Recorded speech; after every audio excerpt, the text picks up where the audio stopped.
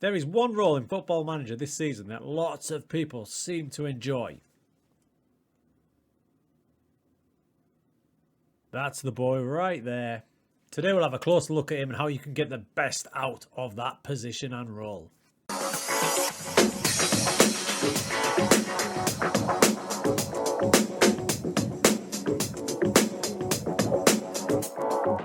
Okay crew, so for this little video we're going to use Luca Dean as the one we focus on mostly.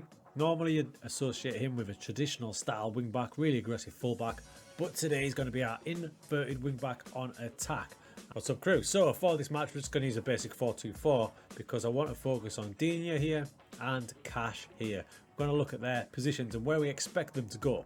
So we have two different types of wingback there, wingback attack and wingback support. Now your wingback attack, we would expect with that role for him to be bombing in and around that sort of area there, spending a lot of time in there. Now the difference with your inverted wingback on support, I want him to be holding more in and around there, so not going too much further than that. He wants to be like patrolling central and midfield, which will unleash my Volante on attack to bomb on.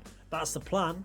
Let's see if it works in theory. Okay, the side are currently 2-0 down, which isn't great. Now if I look at that screen there, when McGinn picks the ball up, I've got Digne down here really wide and Cash really wide as well. That's not what I need them to do, and I think I've found the reason why. We're playing two people in the defensive midfield strata.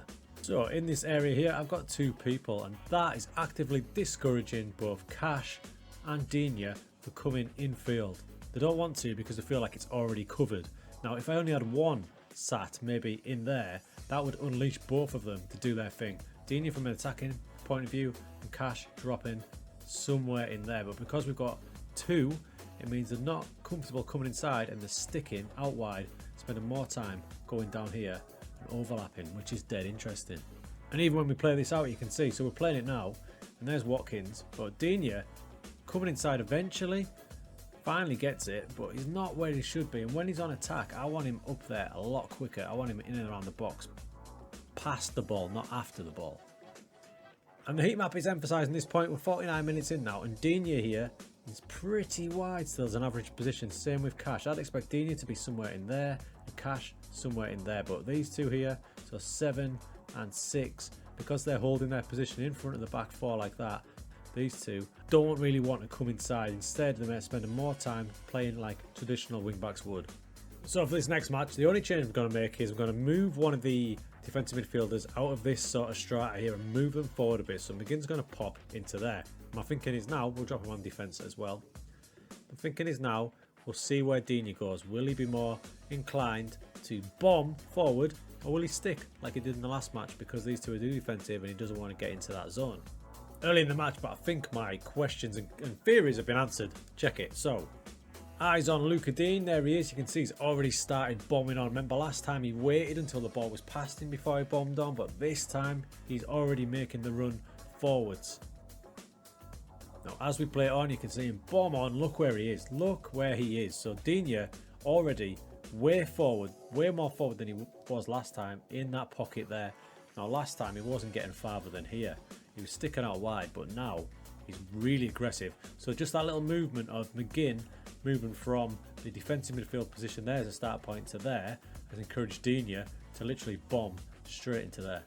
I guess that's a cool thing to help us plan, isn't it, where we want to use our roles. If you want to use an inverted wingback on attack and then bomb forward, you've got to think what's in front of them, what's going to stop them going there. If you want them to be your main players, you don't want to block them off. This is another good example. Check out Digne. There he is. You're just going to watch him explode when Villa get the ball here. So we'll click on Digne there. We'll let the game play on. There it goes. So we've got the ball here. Now Douglas Luiz, McGinn. Now look at Digne. Look at that. So he's bombed forward. It's literally on the edge of the box now. He's playing like a number 10, would you say?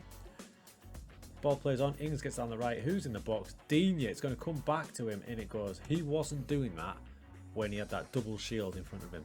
It's why you'll find a lot of these formations that use two inverted wingbacks will look a bit like this. They'll have one guy in there like that, and they'll have another guy completely out of the equation. So that leaves these gaps here free for your inverted wingbacks to pop in. In effect, making a new midfield free with Digne and Cash popping in there and there, although Digne getting a bit more aggressive and he's literally bombing halfway up there. So that's the theory on it all, and it's interesting to see that if you have more than one player in that sphere there, it doesn't seem to work. Just something to bear in mind when creating your tactics crew, especially with the inverted wing back. It's a really interesting one, but in effect it seems if you have a double shield in front of them or even more, you're effectively limiting their effectiveness going forward because they don't feel like they need to jump into the middle because it looks covered. So think about that one when you're building your next tactics, including inverted wing backs.